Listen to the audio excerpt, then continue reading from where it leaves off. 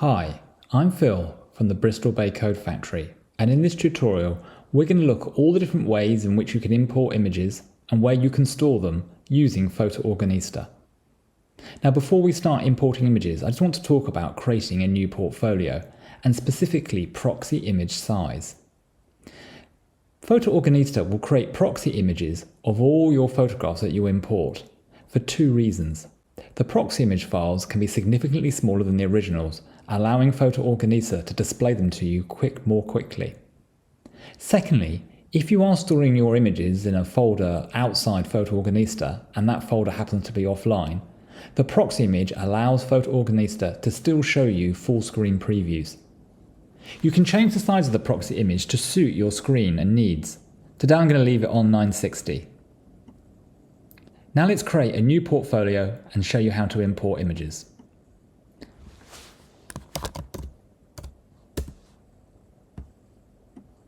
Now we're going to import lots of different images today, and on the right here I'm showing you the actual photographs and the folders they come from, which will be important to see exactly what the application is doing. So let's take the most easy case, which is I've got some photographs in a folder external to PhotoOrganista and I want PhotoOrganista to refer to them. So we're going to come up to the left here and to the the import icon, and we're going to select that folder, which now is set 1. And in here you'll see, if I just go over to the right here to the Finder, you'll see in here I've got 2 subfolders with some images, and I'm asking the importer to look in those subfolders. I can restrict whether I see all images, or I can restrict by file type, some sorting and thumbnail size options there. We get the option to add them to a project, so let's just add these. Let's create a project called Windows, and these will be added to a new project called Windows. I can select which ones I want to import as well, and just do import 3 selected, or I can import all. Now one question I do get asked is, if you've got a very large folder and it's taking the application some time to scan them all into this window, do you have to wait until it's finished before you hit import all? And the answer is no. You can just come in here, select that folder, and almost instantly just hit import all, and the application will continue its scan and then start importing them afterwards. So I think we're all set. We've got some images. We're going to store them in their current location. Let's hit import all. That happened very quickly. There's only a very small set of images. You'll have noticed maybe that there was a little spin on the background task tab. If you go in here, it's going to show you all the different steps it's taken. So there you can see it imported the 5 photos and then it created the proxies for them. Let's go back to the organizer screen. It's added the folder that we selected, and underneath there you can drill in and you can see how many images were in all the subfolders, which will match up. Now if you are going to store your images this way, i.e. in a set of folders external to this actual portfolio, it's probably best then that you manage them using PhotoOrganista at this point. You can do all the things you might need using PhotoOrganista. So let me just open up on the Finder that set 1 so you can see what's happening. So if you need to maybe rename a folder, let's give this one, I can double click here and say new name, and you'll see that's showing in the Finder. I can also drag to reorder just as you would in the Finder as well. Okay. If you have more photographs added to an existing set, the way you find them is, let's just take one out of this set 2 here. I'm going to add this into that folder there, and then over here on a submenu on any of the folders here, I can then choose check for new photographs and include subfolders, and you'll see that extra photo has been brought in. If you do get to a situation where something gets renamed here and we can't find it, let's just rename this folder here. Okay, and we come back into PhotoOrganista and it shows you now, it doesn't know where this is. It puts these icons on these images to show you that it hasn't got access to the files.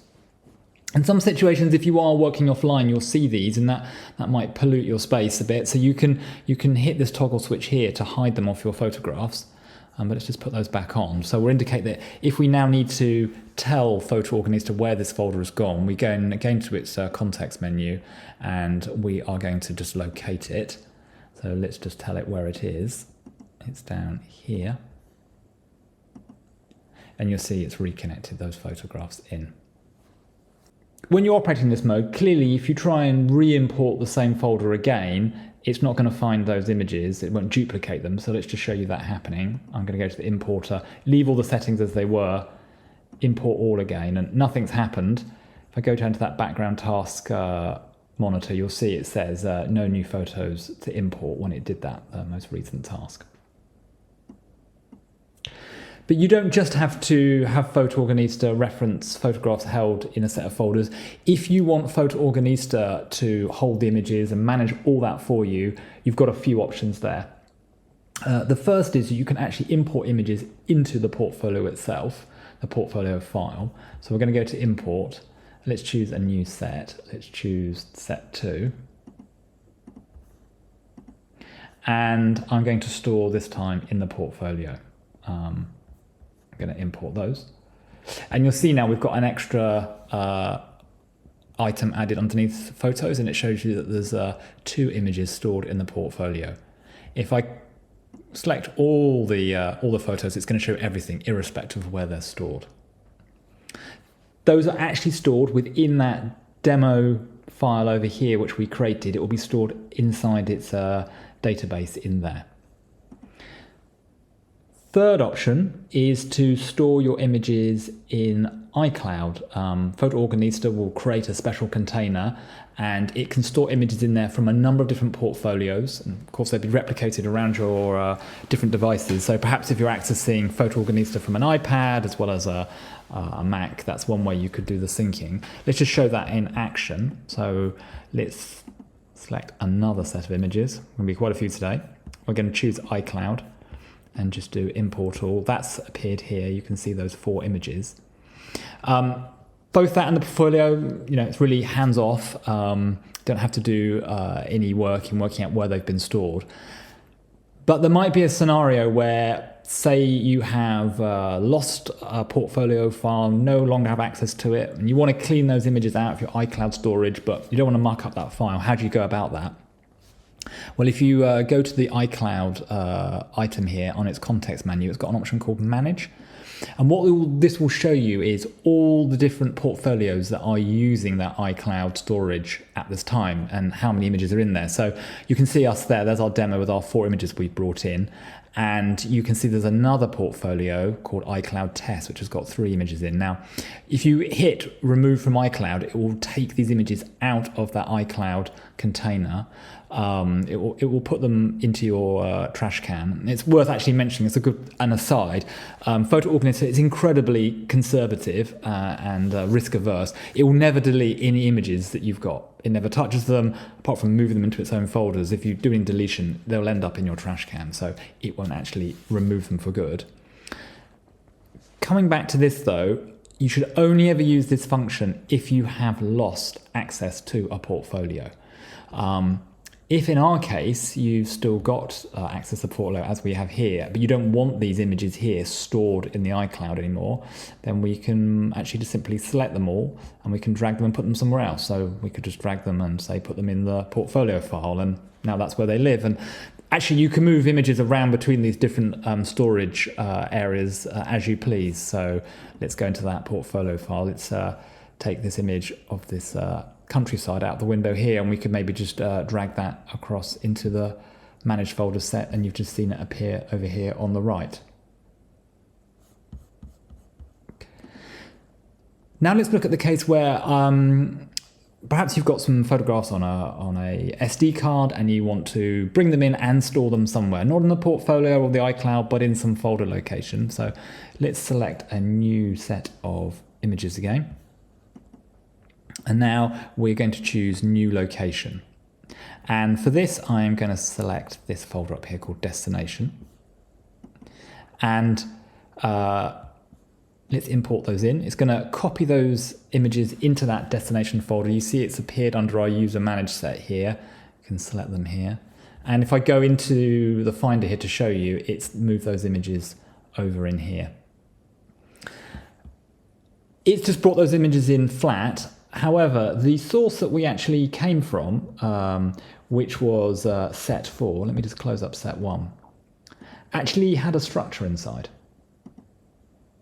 And you may want that replicated. So let's see that in action. Let's just close up those sets.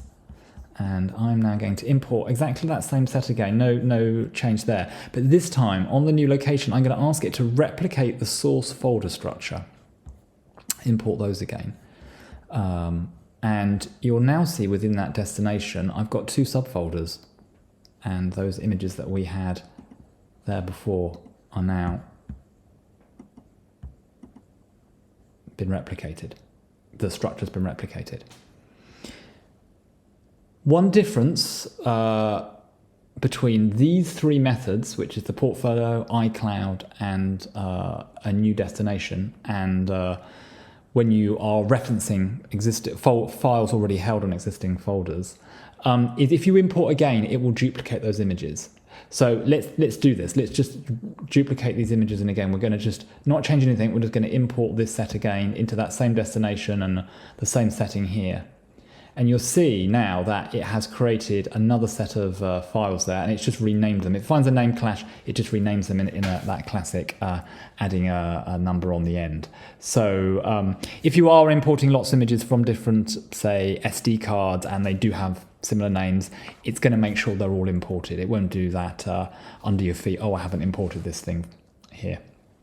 Okay, so that was ways where we went always through this icon up here. There are actually other ways to do it. Let's come to the top here with select all the images in the portfolio. And let's just tidy up here a bit so we can see what we've got.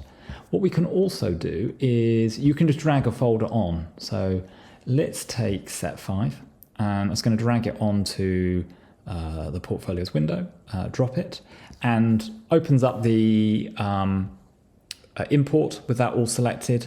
Let's leave that in its current location so we can see what we're doing, and we're going to import those in, and you can see they've appeared here.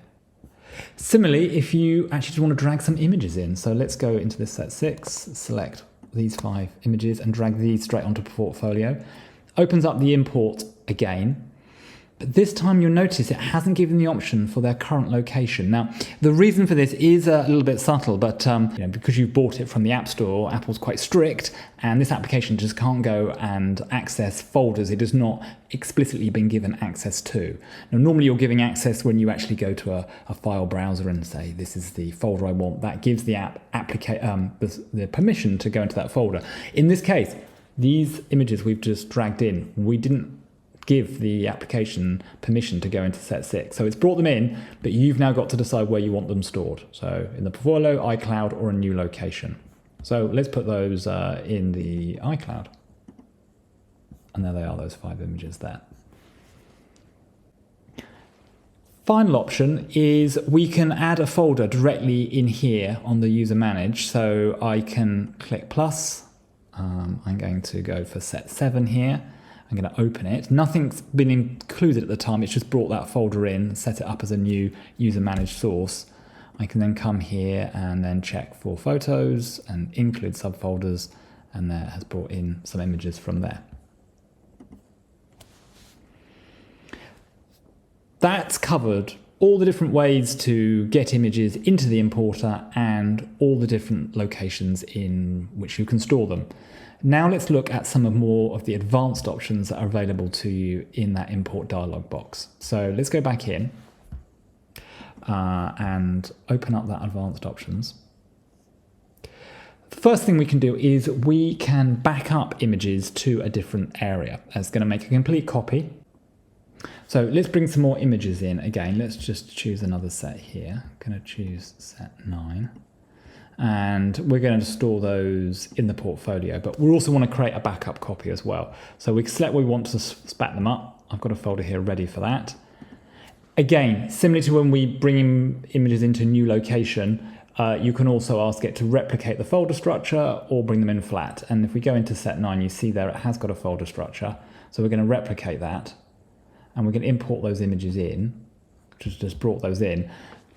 One thing though is that backup's been created, but it's now not linked. It's just a set of backups that's been made for you. But after this, PhotoOrganista is not connected to those at all. Now let's look at a specialized function, which is auto-stacking pairs of images. So some cameras will create a RAW and JPEG pair, and PhotoOrganista can stack these automatically for you. So let me just check out. Yes, I've got some in set 10 here. So if I go into set 10, see I've got some images here, and this camera has taken a RAW and a JPEG of each image.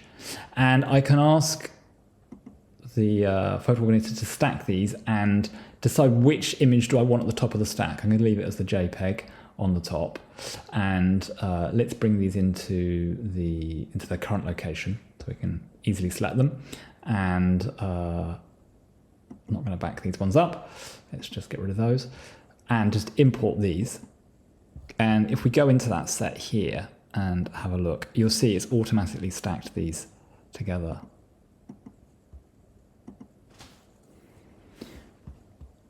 Next up, ignoring XMP files. So by default, if PhotoOrganista finds an XMP file with a photo, it will bring that in and extract the metadata out of that. But you can ask it to ignore XMP files and not bring them in. When it brings them in, it actually brings the file in and will store it all inside its portfolio and as you move it around. But if you don't want that, you can ignore those files by checking this option here.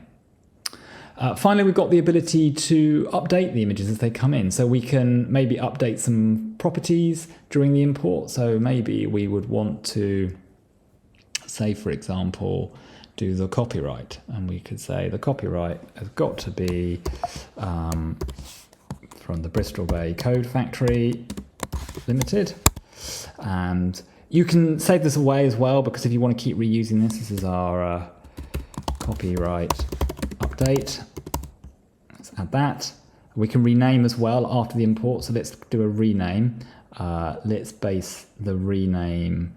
We're just going to give it. You can use any of the metadata. You should look at the other tutorial on renaming photographs, because it goes into much more detail. But just to make things easy here, because we've been going quite a while, let's just put a name in here, which is new photo, and we'll give it a serial number with 3 digits.